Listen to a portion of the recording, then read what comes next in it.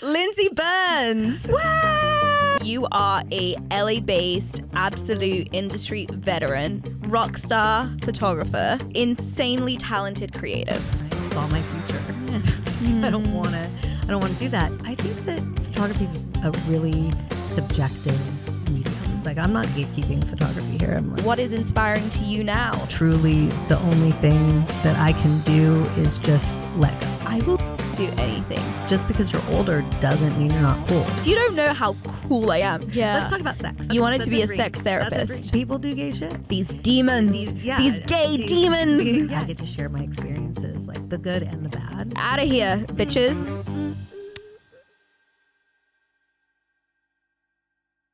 Lindsey Byrnes. Welcome to Big Question Small Talks. This is thrilling. I know, it's cool, isn't it? I'm so excited. Okay, so to give everyone context, Devon is away this week. We've had some scheduling issues. She's going to come on and do some stuff with some guests as well whilst I'm away. But as all good partnerships go, we've sorted it out by bringing a friend of mine on. Oh, well, Devon was away and I was like, this is my chance. Yes, absolutely. Yeah. This is my chance for my close-up. So Lindsey Byrnes is someone I met. Actually, I think we met through work. We did. So she is someone I consider a dear friend now, but you are a LA-based absolute industry veteran, rock star, photographer. That's really sweet. Insanely talented creative. That's really sweet. Thank you. What would be your Back at you. Yeah, Back at you, sister. I'm just here trying. You were, I want to tell how we actually met. How did we? I can't remember. Okay, I can remember. So it was during the pandemic, and this woman Jen, who was working for Playboy, asked me to help her with some assets, and then she was like, "And I'll introduce you to the team." And I was like, "Okay." And she introduced me to you, and you guys had a Valentine's Day shoot, and you said you were like giving me choices of models, and you were like, "Do you want this model, or this gay couple models?" And I was like, "That one." You were like, "I want the lesbians." Yeah, and of I was course. like, "Oh great, we're gonna get on just fine." Of course. And then I sent you an email about an invoice. And I now remember I what was you're. like, "Sorry, I haven't sent you the invoice, blah." And you said, which is like, whatever, par for the course. This with was me. kismet. I now remember what you're And you about to said, say. "It's okay, I'm in Tulum." And I said, "I'm in Tulum." And we've been sharing locations ever since. Yeah.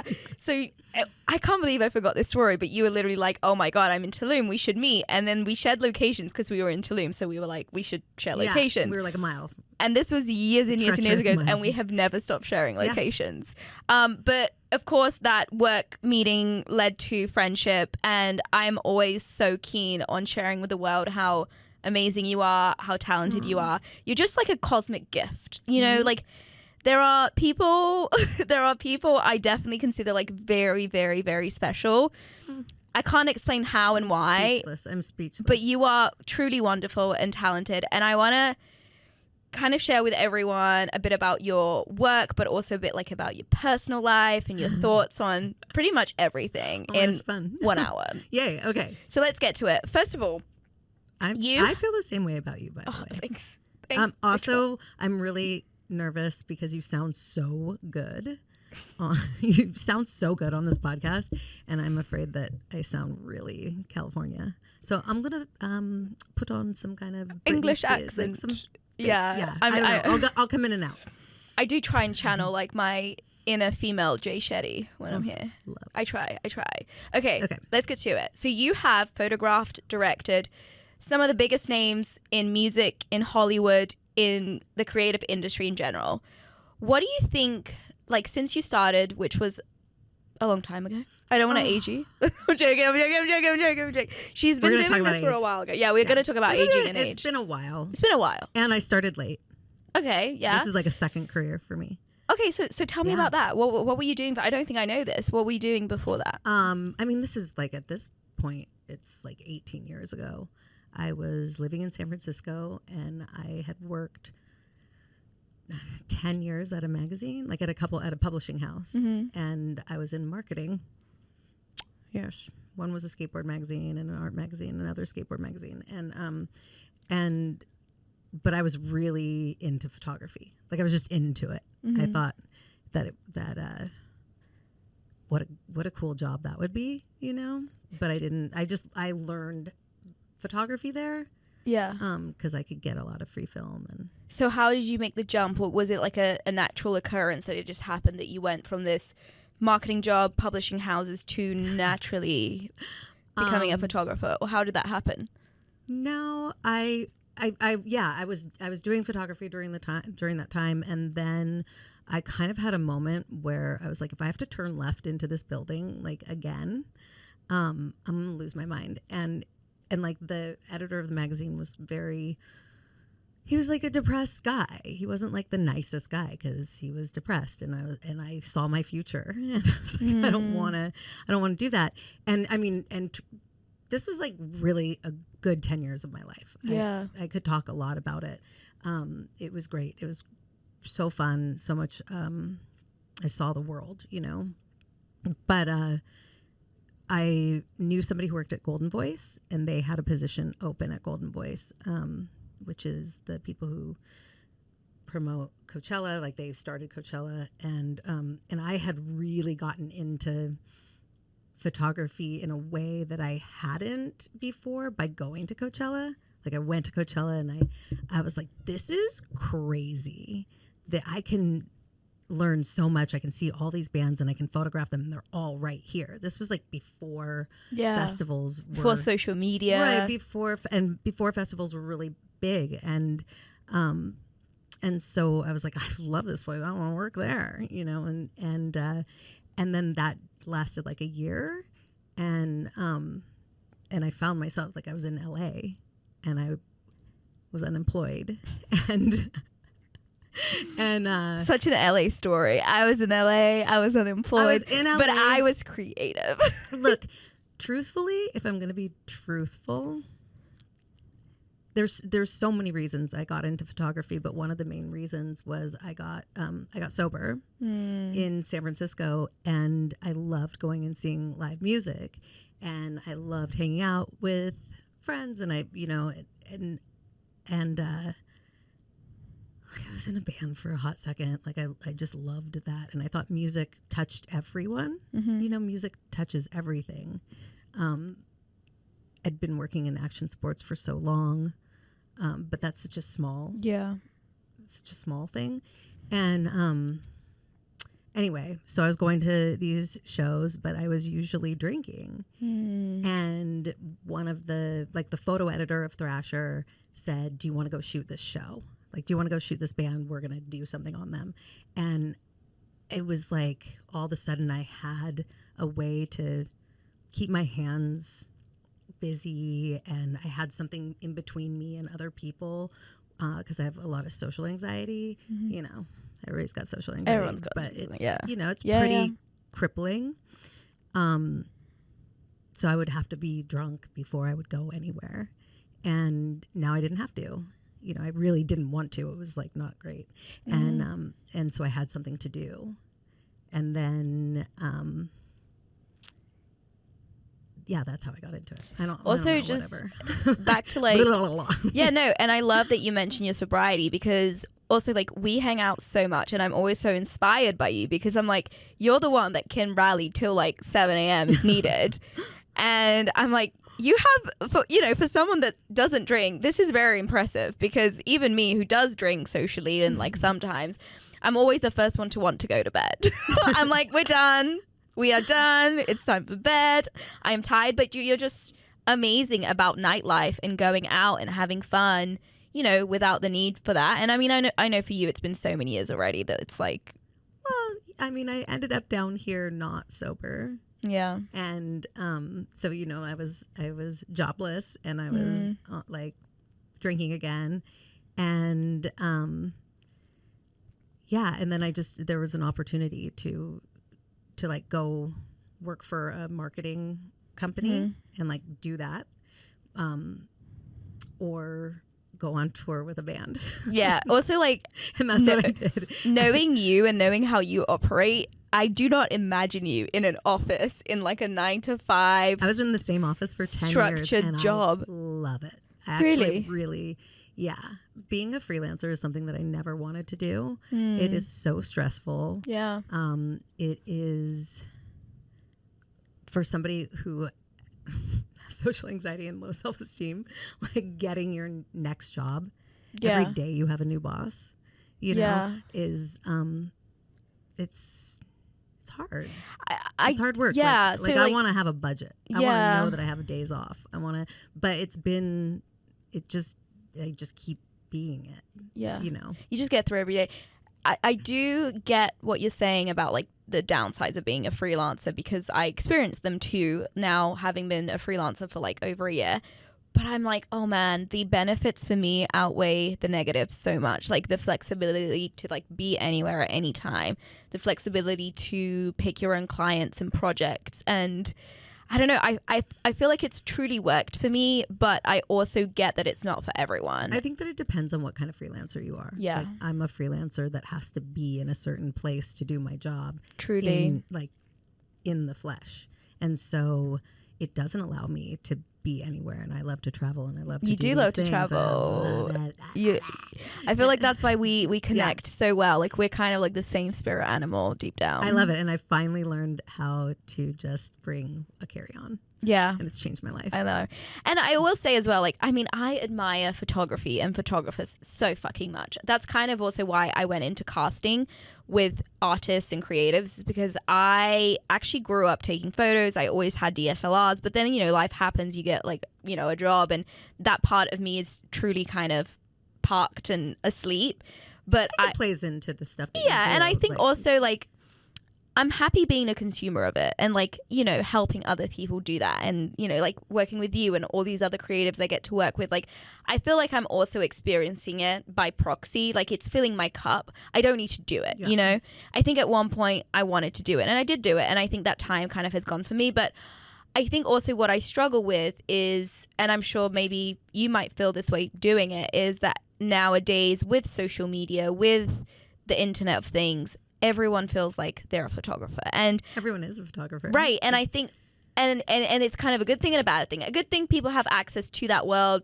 People can, I'm sure, maybe like it's easier to break into the door of that industry of jobs with the access of social media. But at the same time, like, you are so technical and so talented, as are a lot of other photographers, and I think not everyone can do what you do, and not everyone can do what people that have. Thank you, but I think that photography is a really subjective medium, and there's so many factors that go into like being commissioned as a photographer. You know, there's personalities, and, you know, who wants to hire you, who wants to, you know, whatever. Like, did you make this person feel good? Do they look good? Do they like how you shoot them? There's a lot of business stuff that that kind of separates like somebody who would be able to sustain themselves financially, really. Like, yes, everybody can be like, I'm not gatekeeping photography here. I'm like, bring it on. I think that there's a lot of like things that you got to do. You got to do your invoices. You got to keep and up I with know, clients. And I'm not the best at it. I'm really not. I'm not the best at. I'm just really DIY. Like, I've been DIY for so long. You're scrappy. I'm scrappy. You're scrappy. And it's a good thing and it's a bad thing. And it's like, if you want to get something done, we're going to get it done. I don't know if that's limited my career. I don't know. Yeah. I really didn't know what I was doing. And I just kind of like one foot in front of the other. And I've made a lot of mistakes. I think that I've changed a lot. My goal now is just to be really easy to deal with, you know? I think I just heard so many things because I just learned, like, self-taught, and just learned by, you know, oh, this person, okay, this is how you deal with the rights of your photos, or this is how you deal with this, or whatever. And without like the full context. Yeah. You know? Totally. So I think that it's just been like, it's been a long journey. How many times am I going to say like? Like, oh, that's such a challenge to not say like every 3 seconds.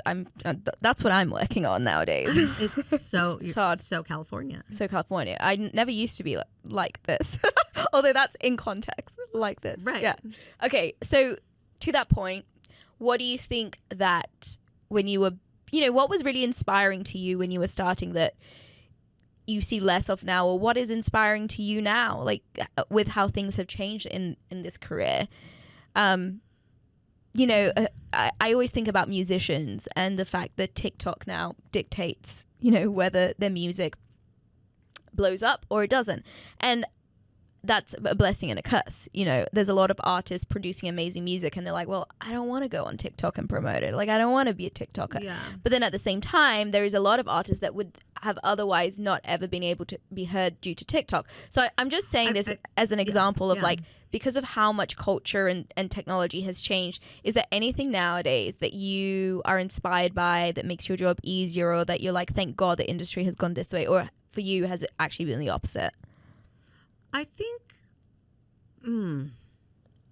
that's a hard one. I don't know. Yeah. That's the real answer is I don't know. I'm just in the middle of it and just trying to navigate. Figure it out. Yeah. And I know we've had these conversations. Yeah, I'm like the adult baby who needs a mommy. I'll be your mommy. I'm like, can I get a mentorship? Can I get like an internship? Well, and I know we've had these 8,000 years old. Yeah, no, I love that. And I know we've had these conversations where, because you're in the middle of it, you kind of need someone on the outside of it to really have that like zoomed out perspective of what's going on. And I know we've had conversations where you're like, so what's going on? And I'm like, you know what? Even I don't know oftentimes. I think that it's, a lot of it's luck. Yeah. I think for a while I was like in the right place at the right time. I think potentially, I don't want to say it's slowed down. It is different. There's different types of jobs. There's, like 1 minute I'm saying I would never tour again. And you just toured. And then the next minute I'm shooting stadiums and I'm like, I'm back, baby. You're so and then badass. The next minute I'm not. And and it's the reality of this industry, and LA in particular, and Hollywood and music and and people and who and a lot of times it's just that and that's stressful in itself. I'm like, I don't know how to navigate in that way. So really, truly, the only thing that I can do is just let go. Yeah. And just be like, have faith that everything's going to be okay. I was just listening to a podcast with Madonna. Wow. Yes. Inspiring. And she talked about kind of how she navigated and like how she did her life and what she focuses on. And it's really about having faith. And I love that. I am the same in the sense that I am not someone who has a 5-year plan, a 1-year plan, let alone a 6-month plan. Yeah, like get comfy. I don't have plans. I am just guided by voices. No, there's no voices up there. I don't think. This is how we're different. You have voices? No, my wife has so voices. Young, you don't know that reference. What are you? Signs? Guided by voices. Yeah. It's like a music reference. Oh, okay. Yeah. I thought you were talking. What's that film where You're he hears? May December friend. May December. I just interrupted you. I'm sorry. Oh my God. I'm so bad at it. I drank so much coffee. I love May December. I know you do. Let's talk about it. Let's talk about juicier stuff. Yeah, let's the career. Wait, can we just end the career thing on one thing? I'm on this podcast because I'm available for work. If anybody wants to hire open me. to work. I'm like open to work. I shoot. I love shooting weddings lately. Oh, fun! Is that weird? No, I love that. So just. It's the best moments of people's lives. Okay, but I do want to ask you one more thing about career, which I think people that are listening to you that have this now access to you would want to know. I'll give you my phone number. She is not single, but she's open for weddings. What would be your advice to especially women? I think, this podcast is very much directed at women trying to break into not just photography, but a creative industry and to make it like you. I feel like you have done some really amazing, impressive things. And what would your advice be? That's the big Hollywood thing, right? Is like you never the goalpost keeps moving. Yeah. You never think that you've like achieved any kind of success because it's like you're only as good as your next thing, which is so wild. Yeah. I mean, if somebody's trying to break through, I don't know, they should tell me. I have no idea. Breakthrough. Like, just say yes. That's such a good advice. That's a very good advice. I think that's the thing. When I started saying no to a lot of things, that was more in the pandemic. And also, I mean, obviously, because it was like so crazy. But it's not great. Like, I'm a yes man now. I'm gonna say yes. It's I think that's just what you got to do. And you're never, or I'm never above, any kind of job. I love that. I'm the same. I've said this on this podcast before. I think I've gone to these, not just career-wise, but just amazing situations in my life by saying yes. I'm such a yes person that I think now what I'm trying to do is learn how to say no a little bit more often because it's taken a toll. But I do think I needed to be a yes person and still continue to be mainly a yes person. And it's highly functioning. Like you are the person that if I call, like when we've done productions together, you've already done the thing that I called about before I'm done with the sentence. I'm on it. I did it. And I'm like, what? It's done. And it really is done. You're like, yeah. Yeah, and it's done. I'm quite efficient, but I think this is deeper about I think this is about just being open to the world and not just saying yes. And to your point about not being above any, I was saying to someone the other day, I'm like, I'm part of all these random Facebook groups that advertise random ass jobs from maybe when I was 20, right? 10 years ago. And they're literally the other day I was like, I could do that, and it was just pulling pints at a stadium, like a sports game. Pulling pints. Oh my god, this is the most pulling pints. Pulling pints. And I'm such a. That's cute. I would do, great. Honestly, if someone was like, do you want to do Uber deliveries with me for a day for fun? I would do it, and I'm like, give me my cut. I'm not above anything, and it's just to your point, luck that we've kind of gotten opportunities we've had. But I also don't have this sense of superiority of yes, I have amazing skills and I've worked hard to hone them, but I will fucking do anything. I'll do anything. And also it's really hard to get jobs. It's hard to get an Uber job. It's hard to get a job at Starbucks. They have really good benefits, these are not things that I don't believe that there are jobs. There are jobs that I would prefer not to do. There are things that I really am not good at, right? And or gross me out, or you don't want me to be your doctor. I'm not smart enough. But there's, I think that in this economy, and you think gotta say yes. Yeah, I do sometimes think it's so unfair of I mean, it's good for creatives of how much we do get paid in certain projects and things, but then I think about teachers and people who are doing highly technical, stressful, life-changing jobs that affects people's lives. Yeah. And they don't get paid adequately, and I'm like, fuck, our priorities are pretty messed up. Yes, it's all messed up. But it's all messed up. Yeah. I want to talk about more fun things. I want to talk about fun stuff. I want to talk about your relationship. Okay, I want to talk about your I'll be the guest for 2 minutes. With your hot wife. She's hot. She's very hot. She loves you. I love her. You guys are the same age, so you get on. She's great. No, she's older than you. She's much older than. No, not much. Not much. Not much. Few not years. Much. We're gonna spearhead this aging conversation. Aging is the hot new trend. Mm-hmm. Everybody's doing it. Mm-hmm. I mean, that's the thing. Everyone does it. Everyone does it. Everyone is aging. It's like going into a public bathroom and saying, or trying not to make a noise. It's impossible. If everybody else doesn't do the thing that you've come there to do. You know what I mean? Mm-hmm. Why? I just walk in that public restroom and I'm like, it's going to get real. Yeah. You know?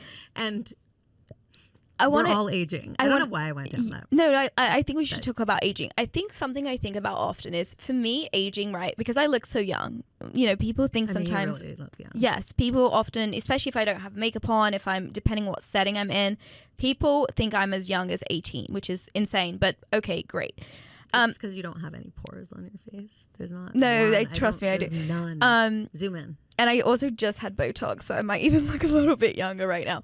But for me, aging has been the only kind of way it's affected me negatively is kind of sensing that I'm not as cool as the kids. Like, I've always felt like cool. I know what's going on in culture. Like, I know what everything means. Like, I know, like, now I feel like I'm not the kid. Like, I'm not the cool kid. You know, the kids are the 20-year-olds who are teaching me the lingo and what's hot and what's not. And like and I know that because my brother is 10 and he thinks I am old and I am not, because I'm here being like, I'm the cool sister, right. You know, like Lucas, you don't know how cool I am. And he's like, well, you're not. Like, 20-year-olds are cool. And I think you're not.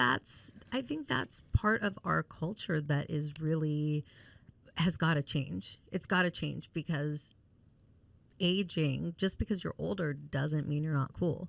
Actually, aging is the shit. Like, it is so hard to stay alive. Think about, we're just these sacks of like blood and bones held together by something very thin. Do you ever sit and have weird intrusive thoughts and you're like, I could break my finger right now? Like, or you could just die right now. Like, you could do any little thing and just die like this. Yeah, something could fall on me and just straight through my heart. It's not that hard. But so it's hard to stay alive. And I kind of have started thinking about my life in 20-year segments. Mm-hmm. You know, there's like this part, and then here's the new part. I have friends who've died. I mean, really young, and we all have. And you know, it's weird because it's like, oh, if you haven't hit this mile marker or done this thing by this age, you know, then you're a failure, or you know, that seems to be the thing, or you're too old for that. I mean, I've been saying that since I was 5. Like, oh, I'm probably too old for that. What? That's so weird. Why? Like, I'm not too old for anything. No. I love that. And I think also that's why I fell in love with my wife, because although she's much older than me, she's so youthful, and she has this sort of perspective of you can do anything at any point in your life. And I have really good role models that have shown me that. And for me, aging, although sometimes uncomfortable, not on an outward aesthetic perspective, because thankfully I've never had to struggle with that, but just feeling like, wow, I'm not that cool anymore. But you're right. We're all cool. You're so fucking cool. You're cooler. You're cool. You're actually cooler now. And it's kind of changing the narrative, you know, because I spent a lot of time being really ageist and not listening to older people. And they're the ones who have the experience and have lived. And I don't know. I mean, part of what my daily life is helping other women get sober. I love that. It's the best. It's the best. And in doing that, I get to share my experiences, like the good and the bad, and really like sharing my mess ups and all of those things in the hopes that it'll help somebody else. But you know, when I was 20, I didn't have that. That's so inspiring. And how your purpose changes as you go through life, you know? This is my main purpose. You know, that's the funnest part. And it sounds like, trust me, when I was 20, I was like, 666, the devil, that's me. You know, I was like, I'm so punk.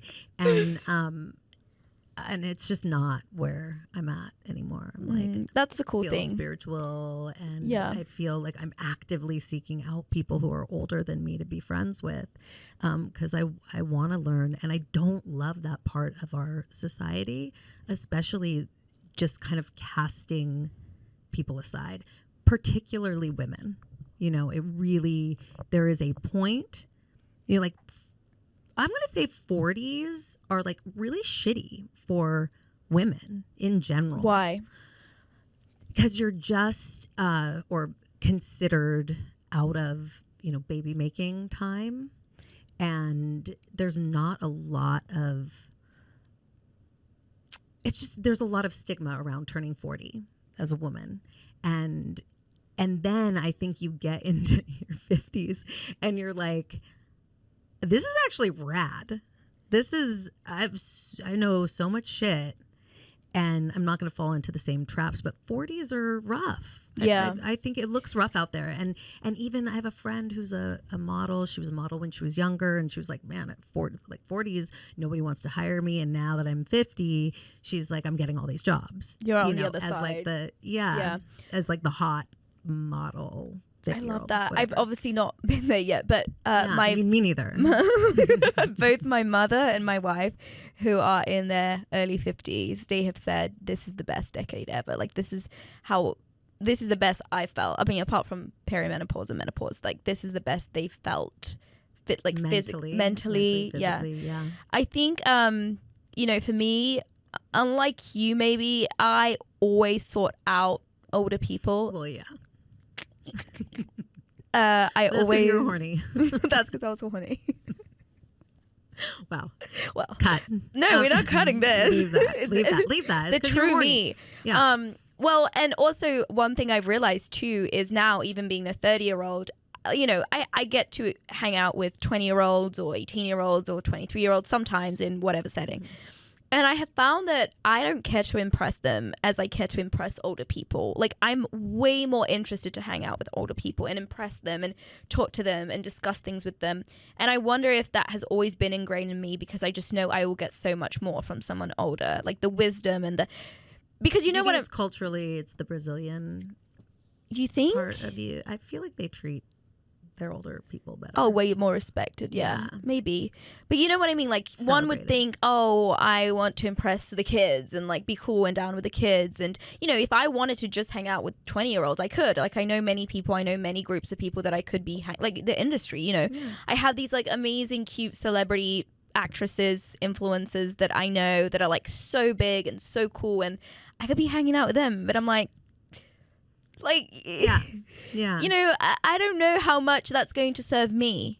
And I think hanging out with older people has always served me so much more. And I think my friends who are my age who don't do the same as me, who haven't hung out with older people, they've kind of teased me a little bit of like, in like a well-meaning way of, and your old friends. I mean, look, saying somebody's old is a put down. Yeah. Like, oh, they're so old.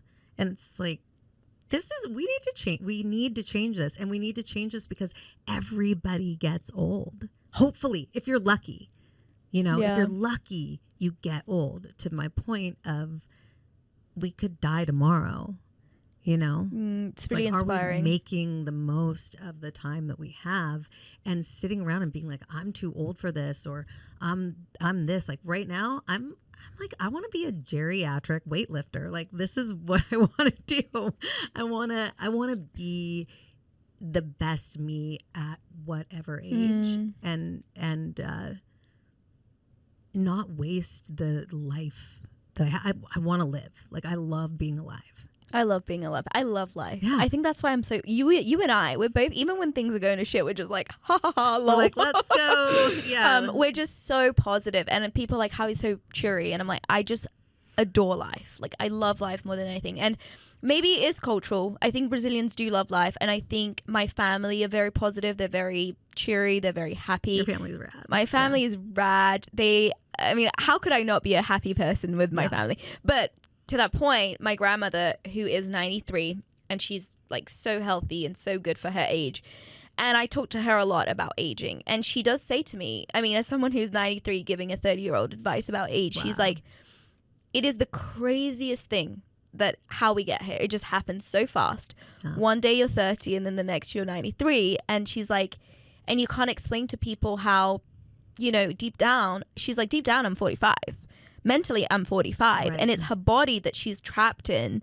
Yeah. That she's like, this body doesn't belong to me mentally. Yeah. She's like, and in every way I can corroborate with that, because I'm like, yeah, you are a young person trapped in a 93-year-old's body. And what a wild experience. Yeah, you're still the same person. Yes. Your body's just getting older. And they're going to stop that one day. They're going to stop aging, which is crazy. Hashtag Brian Johnson. Give us some tips. Yeah, it will. I was listening to this other podcast. All I do is listen to podcasts now, which before I hated it. Me too. But then I got addicted to American politics, and we just talk about that show.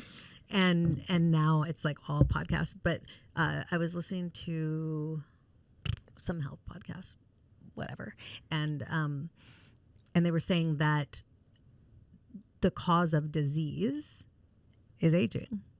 So if you stop, like, you know, most people end up getting some form of cancer, and that's aging.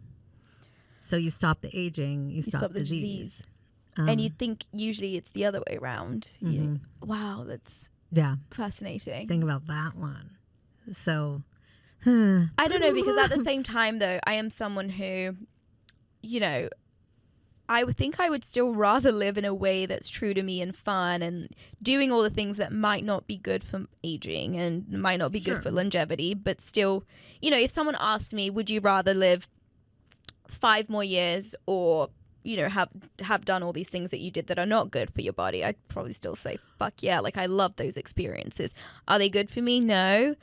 Would I waste 5 years? I think I honestly would rather take 5 years off my life at the end than not have had those things. I know that's controversial. But are you talking like smoking cigarettes? Is that what we're talking about? Another thing. Or right. I don't smoke, and I don't smoke marijuana. I think the most bad things I do for myself right now is I drink socially, drink a few times a week. I take magic mushrooms once in a while at a concert. This is like your confessional right now. What else do you do? What else? You know. No, I hear what you're saying. I think scientifically they are going to figure out a way to stop aging. You know, I drink Diet Coke a lot. That's can't bad. be good. That's terrible. It's horrible. That's probably worse than magic mushrooms it's really and horrible. drinking. It's worse than Tylenol. Did I just make that joke? That's so dumb. Weren't we gonna? I think, look, with aging too, I will say that to me, even though I think about it a lot in all sorts of ways, I'm just someone who have always found older women hot.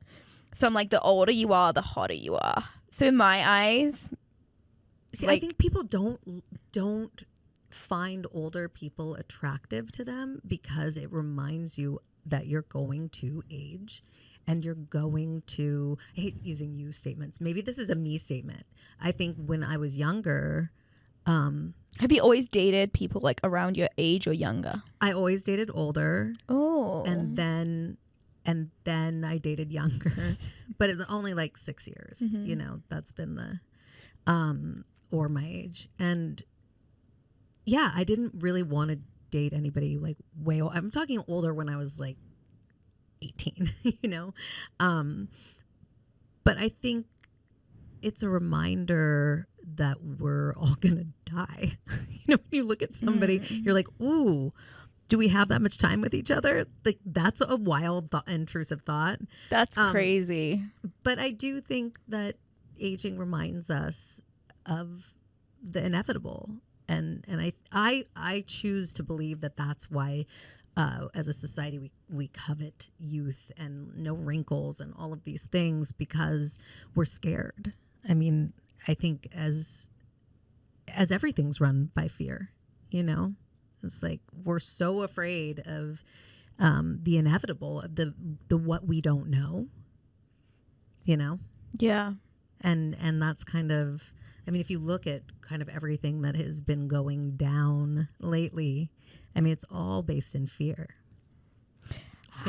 How do you think, sorry to go back to the career thing, has aging for you impacted your career or has aging in your field? I want to know about that. That's a tough one. It's a tough one. I think people like to hire their friends. I think that... you know, I think that I'll be your friend. Listen, I'll be your friend. And here's the thing, look, even with you and me, you're right. People like to work with their friends. People like to give opportunities to their friends. But I'm also someone who, I'm not transactional. I will be your friend, whether we serve each other a purpose or not, because I love you and I love who you are, and I want to hang out with you. Like, I don't care what you do for me, and I hope it's the same. But you're right. People want to work with their friends because it's easy, and also you want to give your friends, it's fun, and you want to give your friends opportunities, right? And I think that some aspects of my career are like that.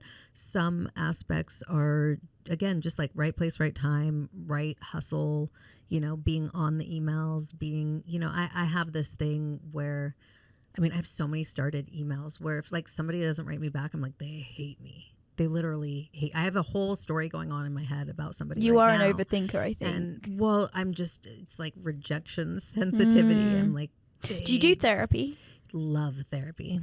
I think that, but you know, there's certain things that cannot be worked out in therapy. There's certain ways of thinking where I'm like, okay, they don't want to hear from me, or, you know, or I'm whatever. I don't know. Maybe I'll write some more emails after I'm done here. Yeah. Let's talk about sex. Let's talk about sex. Sex therapy. We've covered a lot. Let's talk about sex therapy. I actually wanted to be Dr. Ruth Westheimer when I was young, and Dr. Ruth was a very old, very short sex therapist, radio personality. I'm like, maybe I'm too young for this. Yeah, no, you are. You are. And I had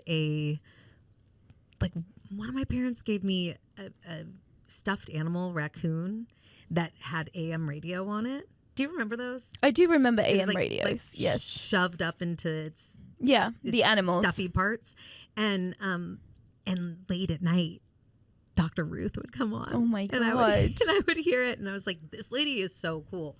And I thought, oh, I could be that person on the radio that people call and ask, like, am I weird because blah, blah, blah? And I'd be like, you're not weird. Everybody does that. You're they horny. Just don't talk about it. You're horny. Yeah.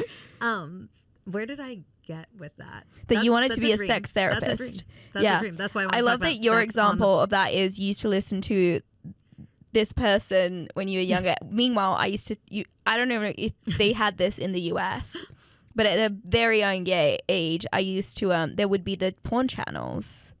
Yeah, they had porn channels. Do they still have those? Probably not. Playboy had a porn channel. Right, Playboy.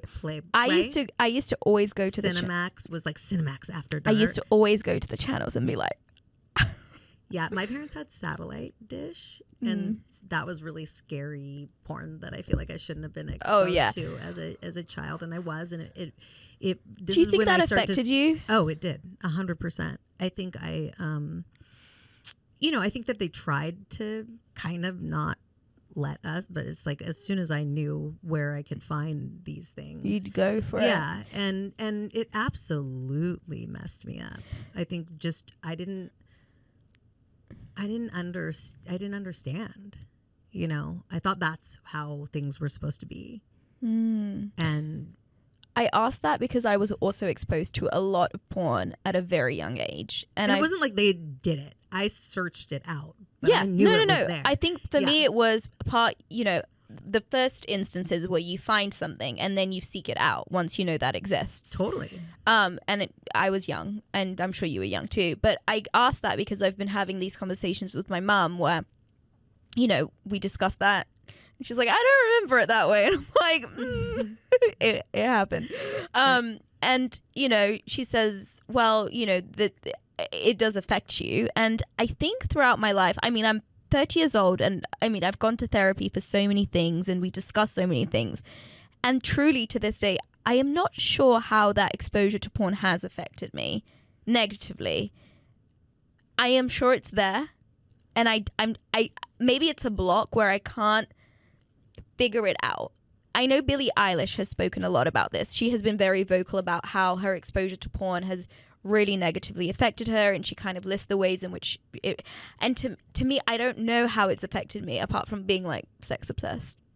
But is that it? Yeah, I think that being exposed to porn early and kind of seeing that as like, oh, that's how it's like a performance. Those are performers. Mm-hmm. They're performing. This is not real life. And then having kind of a lack of kind communication around sex, really, you know, like, I don't know. I don't want to get like so deep into this. No, this is amazing. But I think that in my experience, sex was talked about a lot. And like I was very aware my parents were having sex. They were my stepmom and dad, and they were talking about, you know, it. And I think that ultimately, I think I just had sex too young. I think I wasn't ready for it. I kind of thought I was supposed to. It was a really bad experience, and it continued to be a bad experience for a long time. Or maybe you were just having sex with the wrong gender. Just saying. I mean, maybe. Because I actually, even though I was very physical with boys, too young. Like, I think the first time I ever kissed a boy with tongues, like making out with, I was 8. Mm-hmm. And I'm sure there was some touching there. And I was 8, which is like insanely young. But I actually waited to lose my virginity to a man till I was 18. Mm-hmm. But I just did everything way before. But the sex part, I waited till I was 18. But with a woman, I actually lost my virginity when I was 16, which I don't think it's too young. I think it was like the right time for me. I actually have a very funny story where, I really realized that I was gay or bisexual or into women at around, I think, 14, 15. And at 16, I was having these like sexual thoughts about women because I would watch these LGBTQ plus films. And I don't know if you've ever watched like Loving Annabelle or like... Yes. Yeah. Okay. With the teacher. Yeah. Right. And, of course. I don't know, maybe Blue is a Woman's Color was a little bit later, but there were these films and I would watch it and I was like, okay, I know this is what I want, but how do I meet these women or how do I meet these people? Like, how am I going to lose my virginity to a girl? Because I think a lot of people's stories about coming out is like, oh, I fell in love with my best friend, or oh, there was a girl at school and we did stuff. I didn't have that. No one was gay around me that was my age. I was super girly, so even if they were gay, they probably didn't know I was gay because there was just no way to physically tell, or I didn't give off that, And so I was like, how... I hope I give off gay. That's you do give off gay, but now you're with a man. Thank you. I know. So unfair. And I didn't... And I was like, how the hell am I going to ever meet a woman? And I swear to God, I even had this thought. I remember being 16 years old. I was home alone. And I was like, I could be losing my V plates, but what do I do? I have an empty house. And I had this crazy thought of like, should I literally pay a female prostitute to take my virginity? I was 16. I had no money to pay a prostitute, but I was having these... I need to know. Yeah. But then eventually, I obviously didn't do that. Eventually, like I moved to London, met women, met people, lost my virginity then. But it's I don't know what my point is with this story, but it is. I do think my timeline was like I don't know. To this day, I don't know how the porn affected me. Something to unpack in my next therapy session. I mean, maybe it didn't. Maybe I'm immune to porn. Maybe you are. Maybe it was the porn you were watching. I was watching some pretty heavy stuff. Yeah, it wasn't Cinemax after dark. Yeah, the stuff I was watching was pretty much like missionary and like this is like close-ups. It was weird. It was wild. Wow. It was wild. Like and it was graphic. Wow. And, yeah. Oh yeah. Because on Satellite Dish they had like XXX things. Wow. So it was pretty wild. It's an interesting discourse because I also find that men talk a lot about it, and I think with men it's particularly worrying.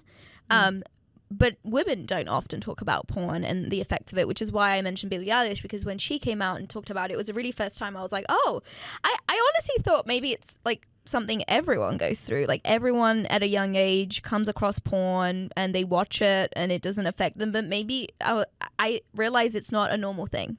I just think that there's so much shame in general around sex in general, and I think it's manufactured. I think that one of the reasons why we don't talk about sex, why we don't normalize like same-sex relationships is, I think we do, but we're in you a bubble. And I definitely do, and is about control. I think it's more about control than it is anything else.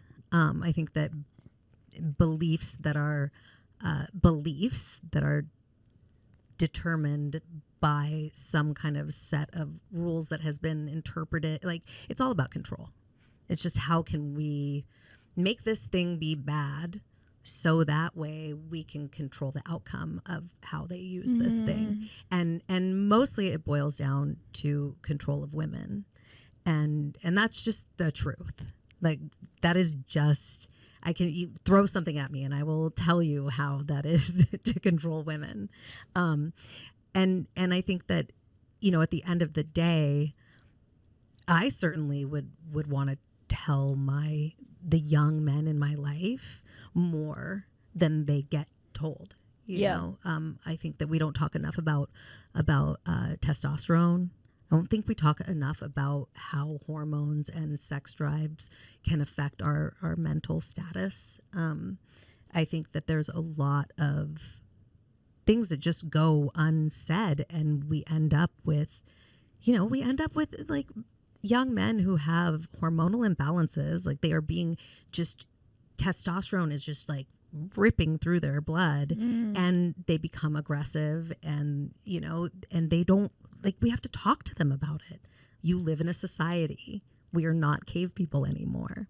Like, we have to talk about these things so you can live in society and not rape people. How about that? You know, this is probably really controversial to say. No. It's so true. And as someone with a younger brother, I think about these things a lot. But it's so nice to see him with my parents, where I think they're so much more open in this dialogue than they ever were with me. Yeah. And maybe they weren't because they were really young when they had me. And it's kind of, you don't know really what you're doing, what you should say, what you should, you know. And now there's so much knowledge and access to information about, you know, what should you say or what shouldn't you say. And with him, he was watching this Netflix thing yesterday with my parents, and I overheard, it was, you know, it's like a show for grown-ups, but he watches things with them, and it's PG-13, it's not for grown-ups. And I think there was a scene where the woman's in hospital, and she, I guess, gets in an accident or something, and she has to forever now live with, what's those bags thing, the bags that you, I forget what it's called, but it's the bag that you excrete. Yes Right. And it's connected to your colon, right? Correct. It's called a something bag. Colonoscopy bag? No, not a there is a name. Know. There is a name. There's a woman who I've seen on Instagram Reels. Maybe she's on TikTok, who designs her bags. That's cool. Yeah, it's really That's cool. really cool. Yeah. So anyway, so in the show, this woman's like, has the bag. She's obviously very upset about it. She's like, do I have to wear this for my whole life? And they're like, yes, we'll teach you how to use it. You know, it was quite a sad scene. And my brother's like, well, then what about sex?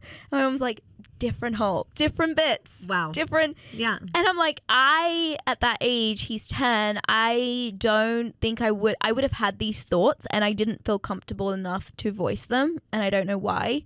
I was always maybe it's being an only child where you don't really hear like dialogue with other kids. I didn't feel comfortable in asking questions. Even when I started my period, I felt too shy to tell my mom at first. So everything was very kept within me. Well, you had young parents. He has old parents. True. I think about this one a lot too. People are having children more in their 40s now. And when I was a kid, if you were in your 40s, you were like a grandparent, you know? So true. I mean, not my parents. I think I was 10 when my dad was 40. But you know what I mean? Most people were having kids in their my other grandma was 40 something, yeah. And you think about, I mean, I would hear this all the time, like, oh, my parents were so young, my grandparents really raised me. My grandparents really raised me. But when you think about it, these are not 70-year-old grandparents. They were like 40-year-olds. They could have been your mother or father. Yeah. So I mean, I think that's a big way things have changed, and access to information too, right? Just so much access, so much sharing of wisdom, sharing of, oh, this works, this doesn't work, this is how these people ended up when they did XYZ. In some places, you know, we live in a place where we're sitting here and I'm like, let's talk about sex. Let's talk about porn. Yeah, let's talk about gay. Let's talk lesbians. Let's do it. May, December. I'm like, loving Annabelle. We're talking about careers. Basically, if you took a snapshot of my brain, it would be like loving Annabelle, May December, old women, old hot woman. Seriously. Lindsey Byrnes. Okay, speaking of hot women and lesbians, how would you even define yourself? Because I view you as quite queer, but maybe that's not even how you label yourself or view yourself. No, I do. You do? I definitely like, do. if someone were to ask you, what are you? Would you say you're queer? Yeah. I think that in my brain, the way that, like the time that I grew up, in the high school that I grew up in, nobody was gay. Like Same. That, but it's not true. It's the same thing as nobody got pregnant. No, we just didn't hear about it. People weren't talking about it. People definitely got, I'm sure. I had a graduating class of like 500 people, a school of 2,000. Like somebody's getting pregnant, but they just didn't talk about it. And so I think that to me, this like totally straight person, number one, I don't think it exists. I actually do not think it exists at all. Like, how do you, I don't know, how would you define a straight person? I do. Here's the thing. I think that sexuality is a spectrum. So because of the spectrum, I do believe some people can be very, very straight. And for sure. Like, I don't think that there are people, I don't think everyone's fluid. I think that there are people who are very straight. But I also feel like but does straight mean that, okay, I'm thinking about having sex with a woman and I want to barf? Is that like, so is that the straight? Yeah, I think I know straight people who think that. That's what they really think inside themselves. You think, or even every if time tried, that thought comes into their head, they're like, I want to fucking barf. Yes. I don't want to barf. So therefore, I'm not. No, but I think there's levels. That's what I'm saying. I think there's levels to it. I think that's how I define myself. I don't want to barf when I think I'm like, I definitely am not barfing. I think it's a spectrum. I think there are definitely many, many straight people there. I just think it's really insane. I know that people still think that same-sex relationships are like wrong. Like that this is something that has been happening forever. It's in forever every single animal species forever and ever and ever. It's like people do gay shit. I also feel so lucky to be gay. And I mean, I would define myself as bisexual, and I've mentioned this on the podcast before. Yeah. Or I don't really use the label queer, but I'm happy to use that for the nuance of this conversation. I feel so lucky to not be straight. Now. You feel lucky now. Now. Now. I remember when Brokeback Mountain came out, and that was hot. Wild. That was a wild earth-shattering to have come out, and so much controversy around it. And, it was like, that was like the only gay, I don't know of any other gay movie back then where people were talking about it. Like, it's like everybody poops, everybody does gay shit. Yeah. And like, I think that's going to be my children's book. Everybody your poops, Instagram bio. I think representation is so important because of that too. Because growing up, I knew I liked women, but I actually didn't have any representation of what I could look like as a gay woman. I was very, very girly. There was no indication that I was into women, and I struggled with that because I'd go out and I'd want to meet women, but I'm like, I don't have a fucking label, so how would they know? And the only representation I had was Jessie J, the singer, who was this really girly figure and was openly into women and was writing songs about women and was... I really saw myself in her, which is why I was like such a fan and such a fangirl. And then obviously, I grew up and there was suddenly more videos and more songs and more celebrities and more artists and things change. But I can't even fathom what it would have been to be even like decades before me without anything. Like, truly not. I mean, that's why Ellen DeGeneres, say what you want about her, like she was kind of pivotal in that sense. Absolutely.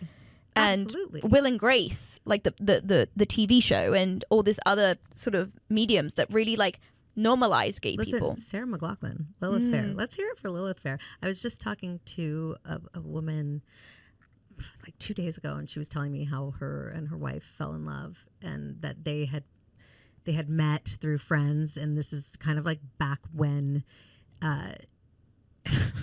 this is back when if you had a gay friend, you just set them up with any gay, like this is what I asked her. I was like, did everybody just try to set you up with anyone that they thought was gay or knew was gay? And she was like, yes. And because it's like, oh, they're gay. They must be, you know, she met her, and I guess her wife had some tumultuous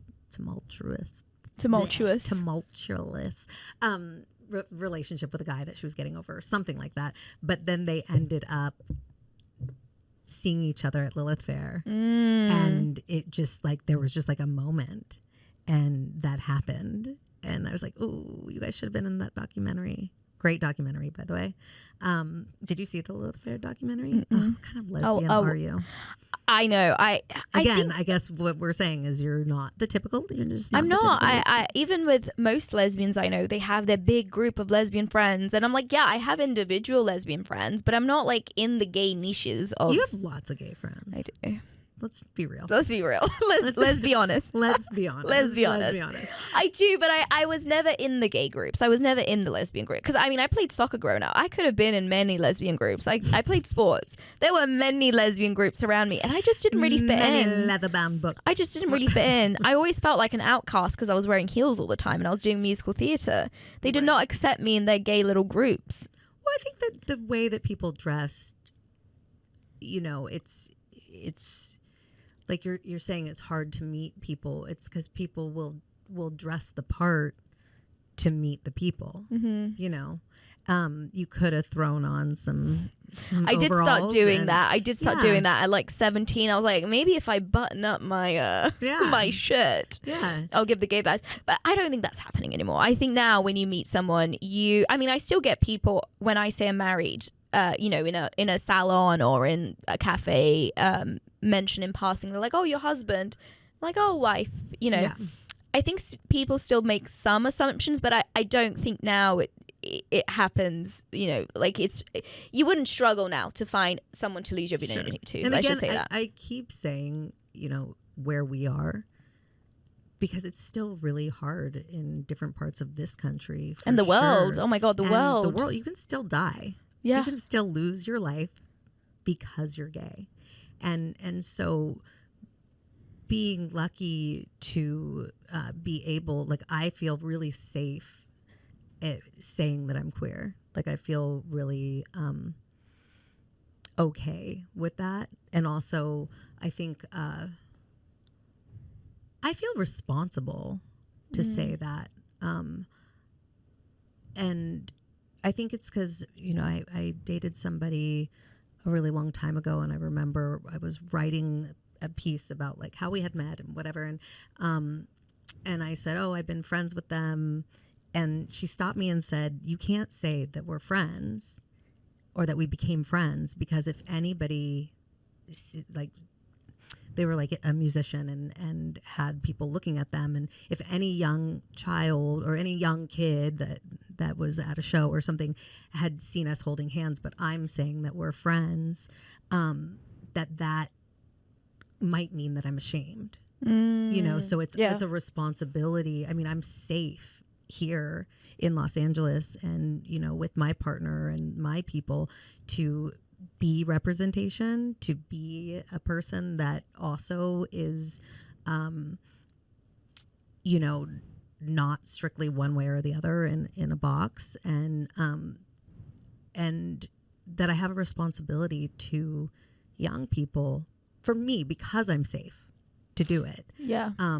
You know, to be a person that they can talk to, or that I'm just like, oh, this is just like how I am. I love that. Just like, this is how you are, or, you know, nobody, and that's self-defining. You know, that is a personal choice. I don't think that other people have to do that. I did go through a phase where I'm like, it's your responsibility. It's your purpose. Wave the fucking flag. Yeah. And I think we were going to talk about this. You know, it's marketing 101. Right? Marketing 101 is you see something 3 times and, like, you know what it is. Somebody says a name 3 times, you know who they are. It's like repetitive visibility. And that for me was really important early in my career. you had, before we got in this, you had sent me a text and saying like, oh, let's talk about the queer people that you photographed, or like, why have you photographed so many queer people? And it's like, I photograph real people and real people. Like, I don't know why they don't call models real people. They're real people. They you would think, yeah, are really good in front of a camera. I think I just really wanted to show queer people. Like, they're just beautiful people. Really, really, I think it was just a thing where it was like, I was struggling to find my own acceptance within myself, coming from a pretty homophobic time, a homophobic job, like the job that I was at. Everybody was so homophobic. It was just the way that it was. And I think that is, I wanted to create the visibility for me as well as. I love that. Which is kind of why, like, I'm like trying to shoot more aging women and talk about aging, because I'm trying to find support for myself. I'm scared. I'm scared to get older. I'm scared. I was scared to have a different identity than just like totally straight. I was really scared of the feelings that I had for this woman. I'd always been kind of secretly having like horny feelings, and maybe not so secretively. I think I like tried to French kiss all my parents' friends, women friends. Yeah. And I remember one of my stepmom's like best friend was like, "You grab my boobs," when I was blah, blah. And I was like, I know. I did. I was curious. And then, I got a little bit older, and I was fascinated with gay couples. I remember going out and seeing, like these women making out, and I was like, whoa. What is that? In front of everyone? Yeah. And, but I was so confused. I went to therapy. Like, I specifically went to therapy because I'm like, am I gay? Like, how did I not know this earlier? Yeah. But it's just lack of visibility. Like you said, there was one, it was like, but you don't look gay. Like, that's, and also that was like a put down. It's the same as, it's just so many things. It's just to keep us down, it's just keeping women down. I don't know where I'm going with this, but I guess representation is really important. It's still really important. We have this conversation over and over again. If somebody wants to say to me like, why does everybody have to like talk about being gay? It's like, because it's still it's still needed, be normalized, because it's normal. Yeah, that is the thing. I think I inadvertently have always done it with. I'm Brazilian, so I mean, I don't want to generalize all Brazilians, but I'm super horny. I'm super into PDA. So every partner I've had, whether that's female or male, I'm like all over them. Like, my hands are not leaving them. Right. We can be in a restaurant. We can be like in the bank. We can be in a cafe. Like, I am going to be. That's a specific type of porn. The bank porn. I don't know. Like, in public places, I will be all over you, and I will be kissing you, and I'll be holding your hand, and I'll be touching your butt, and I will be like, I'm a PDA girl. I know not everyone agrees or likes it, whatever. And so with certain, I think especially my wife, she's like, like sometimes people might feel uncomfortable, and I'm like, babe, this is activism. It's exposure therapy. Right. Yeah. The more you leave them uncomfortable, it's exposure therapy. That is how you normalize it, because yes, they will be uncomfortable, but the more they see it, they will get used to it. So this is my form of activism, is the PDA. Great. Exposure therapy. And secondly, I think being in someone in a relationship dynamic that I know is out there, I saw it in films, right? Like, I knew the feelings I felt weren't impossible. Like, I knew it was normal. It was just rare to see. Yeah. And so now, being in an age gap relationship, and even within our age gap relationship, there are like certain dynamics that are not normative, and we don't live together, and there are things that even in this scenario you wouldn't expect. I feel the responsibility to show it as much as I can. And I've actually had messages from people, from girls, being like, oh my God, I'm so much into older women, but I haven't come out. Or like, oh my God, I'm so much into older women. Where do I meet them? And I was like, I don't know how to help you there, because I just saw mine hiking. Right. Like I picked her up the streets. Oh my God. In Maui. But that's where you find them. That's where we find them, just out in the streets. Hiking in Maui. But then I also think about how it's not, the onus isn't all on you. And that's the scary part, because I think agency is a great thing, because I think sometimes we underplay how much agency and free will we have. And sometimes I think we overplay how much agency and free will we had. And what I want to say by that is, it takes two to tango. And I have had situations in my life where I have been with older, beautiful women who were emotionally involved with me, attracted to me. I mean, to this day, I don't really know how they fucking felt. And because they were straight, goodbye, bye-bye. Right. And it's like, okay, had they been comfortable in their sexuality, had they been okay with what was going on, we could have been a couple, we could have been partners, or we could have been whatever. People could have known about it, right? And that could have been a scenario. It didn't happen because they were going through their own journey that I can't impact. I have nothing to do with your own journey. So I think also when people are like, I want what you have, or I want this and I want that, and I'm like, okay, that's 50% of the job, because the other person's the other 50, Right. So I think I am very bad at advice, but I think what I do is represent the things I wish I could have seen growing up. Sure. Yeah. And how normal they were. Yeah. And I'm very lucky that also I'm very supported by my family and my parents, and and also it's their own journey to accept that. Like, I have nothing to do with it. It's but the output is that they do support me, and however they feel about it, like, they do support me, and I can't imagine what it's like to not feel supported in that, which is literally most people's realities. Yeah, it's horrible. It's a horrible.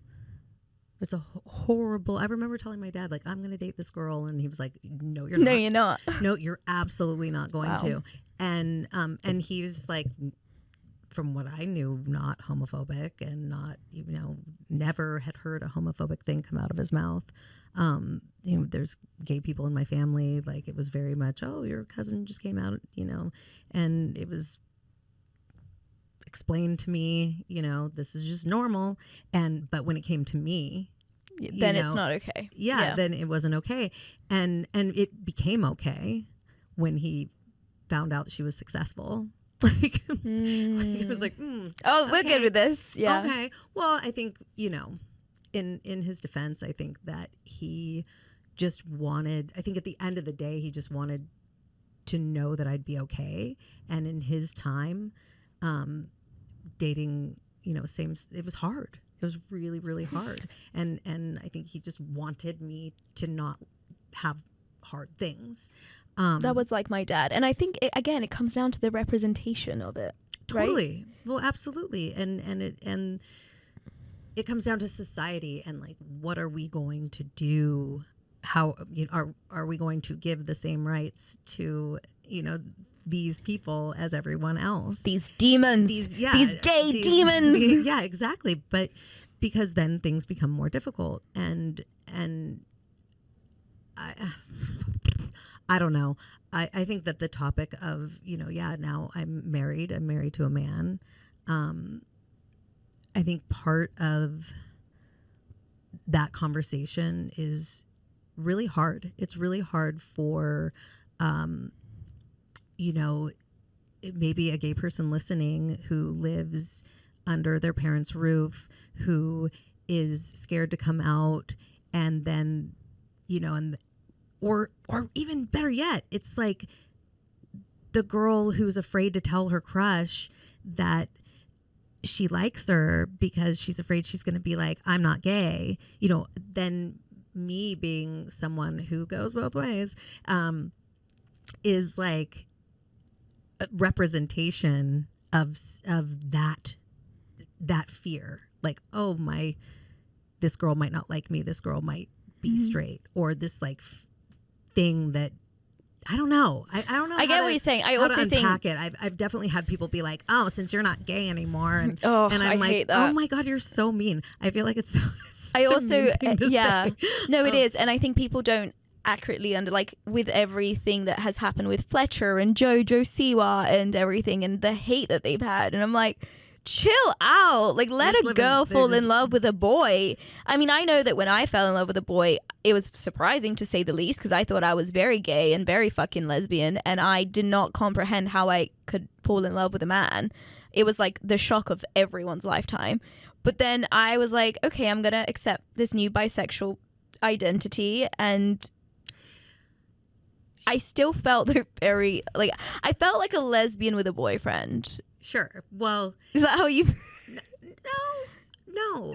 I think that you brought up a really good point, and it takes two to tango. And I think that, you know, when you really fall in love, at least, sorry, again, when I fall in love, this is why I'm more on the spectrum, is I'm falling in love with the person, and at a certain point, the gender doesn't matter. Yeah. And for some people it really does. It doesn't. And also because for me it's more of an energy thing. Me too. So when you falling in love with a man, you know, if we're going to go with gender as a construct, the feminine men.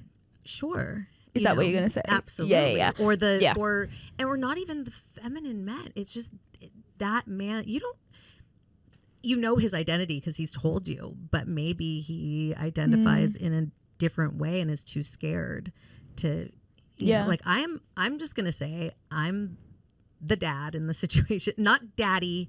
There's stepkids. Oh, you're involved. daddy. I'm the dad. Yeah, I'm daddy. You are daddy. But I'm definitely, if you were going to write down all of the, you know, what traditional masculinity in the household looks like, it would be me. Yeah. Gender roles are amazing. I mean, sorry, they're not amazing, but I mean, like, just how differently they can show up, and how I think we still have such a long way to go to normalize these things and really understand them. And I think that people are afraid when they see Jojo Siwa or Billy, you know, it was like, oh yeah, Billy. I mean, Billy is like pretty gay, in my opinion. She's, you know, she's too cool not to be. Yeah, I'm like, I'm like I'm like straight phobic.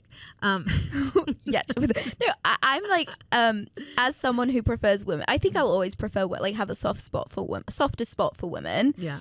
But as someone who has fallen in love with a man, I'm like, go get the D girl. Like, this is great. Men are great too. Like, men are fun, especially like you said, if you energetically match with someone and fall in love with them, like, it doesn't matter. And it has been wild to me to see the manic of people that have seen these lesbians go straight, and like they're scared. Right. It's a scary thing. You finally get this like representation on a global level. I mean, Billie Eilish, that is a global superstar, and for her to be singing about her lunch and great song, and talking about women and talking about her sexuality, I think that you know, it's a lot of responsibility to take on, and then it's like she finds herself interested in this other person who I think is like her best friend anyway, or some shit. I mean, I don't know her. Sorry for talking about you. Because she's listening. I'm like, I'm just gonna pretend like Billie Eilish. She's definitely listening. I'm gonna pretend like Billie Eilish is listening. I did meet Billie Eilish once, and she was, she's really good at frisbee. Oh, I don't know if this is she's really good at frisbee. I always say to everyone whenever this topic comes up, but obviously because I'm interested more in older people, Billie is my one exception of if I could have she's a very moment cool. with anyone younger, it would be her. She's very, you know, she's like a vegan. She's very like, this is my thing. She's a vegan. Well, she has her things that she stands for, and she, you know what it is? She has integrity. It when you watch her in the media and you see her actions that follow, you know, they match. Yeah, and she's super cool. And that is something that is hard to come by, especially, these days. I think also, I'm just going to make everybody want to barf right now, but I feel like I never really knew what intimacy was. Like, I didn't know. I mean, you could ask anybody who knew me, like, if they were like, does she know what intimacy is? Like, absolutely not. And now that I am with somebody, that I think we've achieved a level of intimacy that is really, I mean, it's so next level that it really does supersede gender. It's wild. It's a whole new world. It is a whole new world. And I mean, being able to be vulnerable with someone, it's like, I'm just gonna take it where I can get it, Yeah. Like, I'm really happy with where I am, and coming into this relationship, I didn't hide anything. I wasn't like, I was like, this is who I am, That's so cool. And he's well aware of who I am and doesn't want to change me, and that's all we can ask, That's the best form of a relationship, where you can take the scariest things about you or your feelings or your thoughts to your partner and say, like, this is where I'm at, this is my truth, this is my honor. I think my ex-boyfriend was the same. Like, he knew I was pretty gay, and I was very honest with him, and he really, really respected that. And deep down there were questions of like, damn, she does prefer women. Like, is in the end. Sure. And, it kind of happened, but he was so cool and respectful about me. Yeah. And who I was and who I liked. He would send me lesbian memes. Of like, oh, well, I remember when I was had a long-term relationship with a woman, one of my most significant relationships. It's probably on like Getty Images somewhere. But really learned so much from this person, and I would get questions from people that I knew before we were dating, like, oh, don't you miss the D? Or it's so offensive. Mm-hmm. There was not one time in this relationship that I was just like, missing the D. That's just not my brain. That's not how I'm wired. It might be how some people are wired. It's actually, I find it odd. There's that show, Naked Attraction, which is so crazy.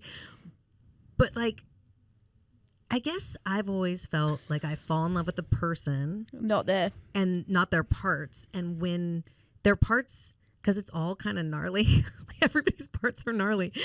I'm just like, speak for yourself. My parts are fucking great, Lindsay. Like, you just like accept all the parts. Like, when you fall in love with someone, they could have anything down there, or they could have anything to who they are, and you fall in love with them, and all is cool. Yeah. So I mean, that's what you want at the end of the day. Like, I go to worst case scenario. I'm like, what if this person becomes paraplegic? Like, you're like, what and I still love it. Yeah. Like, what are we doing here? Yeah. And I think about that too. I'm like, what is the boundary of like how much I love you? Which I know is like, sounds awful, right? But if no one is actually vocalizing that they think these things, they're lying, because I think everyone thinks these things. People who are like, I'll love you no matter what. And I'm like, well, let's talk about no matter what. Yeah, what is no matter what? What is no matter what? I want to backtrack for a second, like saying, like, what if they become paraplegic? There are things, like, that's rude of me to say. You can have sex. There are things you can do. They make it work. I actually follow a couple of like creators who have like insane disabilities and are in like this cute couple, and different abilities. Yeah. And oh my god, there's one I'm thinking in specific, and the comments they get is like disgusting, because the lady's like super hot, and I know who you're talking about. Yeah, and people are like, this is disgusting, I don't get it. And I'm like, it's like, get real. It's actually fucking amazing. Yeah, and actually I think part of me wonders how much their comments of hatred is a projection of insecurity to them, being like, oh my god, let's say it's mostly men who say that, sure. Right? And it's like, if this guy can get this hot chick given his condition, where's my hot chick? Right. But they're fucking fear. Horrendous people. Fear. Everything is fear. And I just, the internet is such a horrid place. If you take away the package and the good looks and like, then oh my gosh, we have to actually work on ourselves as a person. We have to like have substance as a person. Like I imagine that person is writing and is just like, I'm like, fuck them, now I have to be a good person, you know, like, and they're probably not even hot, let's face it, like whatever it is. Yeah. And it's just, I don't know, I guess my point is it is really hard to have intimacy and vulnerability with another person and like kind of break into that and relate to someone else and communicate and not try to have them read my mind and that, like, why would I want to take that away from someone else? Yeah. You know? I think I'm the opposite. I think I've always found intimacy and vulnerability really easy. And maybe the reason... Did you have siblings growing up? Oh, yeah. Yeah. I think maybe the reason I felt easy with that was because I didn't have anyone to speak to. So anyone I felt close enough to, I would open up my heart and my soul, and they would instantly know everything about me and how I felt without me like them really wanting to receive that. Sure. But I felt, and then with relationships, that I think for me that was the utmost ultimate, you know, the pinnacle of our love is the intimacy and how vulnerable we can be. So I don't think I've ever struggled with that. So it's interesting to hear, because I think we're so similar in every single way. But I think that part for us is different. Yeah, I mean, I think that I thought that I was vulnerable and I thought that I had intimacy with people and I thought that I was being, but it was the follow-up that I didn't have. You know, I could tell you anything and then I would be like, you wouldn't hear from me for a long time. Or, you know, it was just fear, just a lot of fear. Like, I'm in love with you. Okay, bye. Lots of, yeah. I mean, no, for me, for a really long time, the availability of someone else was a real turnoff. Like it was a boner killer for me. I would, and that's the classic scared person. You know, somebody's going to get close to me enough to hurt me, and I didn't want that. I was so the opposite. I would give everyone an open key to my heart, to myself. Just Every fight for me was like a death. Every breakup was like I was dying. You know, and I think it has a lot to do with, you know, not whatever, like how I was raised and kind of just my childhood, you know. Oh my God, I was so photography. No, let's talk about photos. Is this interesting? Were we interesting? Yeah, I think so. Do you think so? Yeah, I think we would have been more interesting if we just talked about strap-ons. What I wanted to give the people is kind of, I mean, we have these chats offline all the time. We go deep. And so it's nice to give the people kind of what we do. Yeah. But online. In front of everyone. In front of everyone. And hopefully. Yeah, we definitely go deep. In front of all the people. Lindsey knows some shit about me. You know, like, this, you know, this, you do know the depths. You know the secrets. I do know some things. And I love you for all of those things. I'm doing the Mr. Rogers. Do you know who that is? Young? Is it? I'm young. Young. You're so young. I'm so young. He would change his I'm also foreign. A lot of references that people say to me, like, do you know this reference? And I'm like, I'm young and I'm foreign. How many languages do you speak? I speak Portuguese. I speak English. I speak French. Well, my French is rusty right now. And I can understand Spanish, but I can't speak it. So I can fully understand Spanish because of its similarity to Portuguese, but I cannot speak it. Which is crazy. It's like a crazy linguistic thing that you'd be able to understand fully a language. The nouns are different. Yeah. I mean, there's a lot of... I can understand Italian really well. I mean, is it fair to say that Portuguese is a pretty good mixture of Spanish and It's a Latin-derived Italian? language, but I'm actually awful with non-Latin-derived languages. So anything Nordic, anything Anglo-Saxon, like we're speaking like German and Swedish and all those... Sure. I'm very bad, very, very bad. I'd also think I'd be very bad with things like Arabic and Chinese and things with different like scriptures and letters. Alphabet, the whole thing. Yeah. I don't know. You're really smart. Thank you. You're like next level smart. You truly, you are. You're a high achiever? Oh, it's tiring. Isn't it? Isn't it? I mean, what happens? When do you become not productive? Can I actually, on the high achieving thing, I've been having some thoughts just to round this off, is the difference about being a high achiever as an adult is that when you're a kid and you're a high achiever, everyone gives you so much praise and so much recognition, and there's constantly people telling you you're special, and I think you get off on that, right? Like you're like, oh yeah, I like that, like I have to keep that going. But when you become an adult and you're a high achiever, no one really gives you anything for it.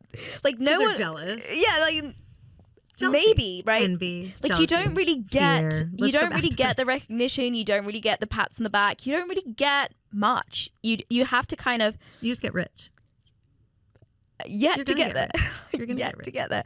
But you know, money can. You do a podcast, but money only gets time. But money only gets you to a certain level of happiness, right? Like sure. I think if anything, the recognition and the praise and the that goes much a longer way than money, right? I don't know. It's such an interesting thing to think about, like how being a high achiever in your childhood as a child and being more advanced and whatever, however you want to call it, than your peers is so different than in adulthood. And in adulthood, you really have to find your own source of like motivation and strength and tenacity to keep going.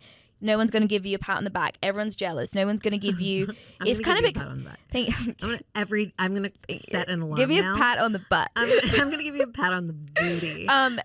The best they might do is, I don't even know. Like, you know, I don't know. It's tough out here.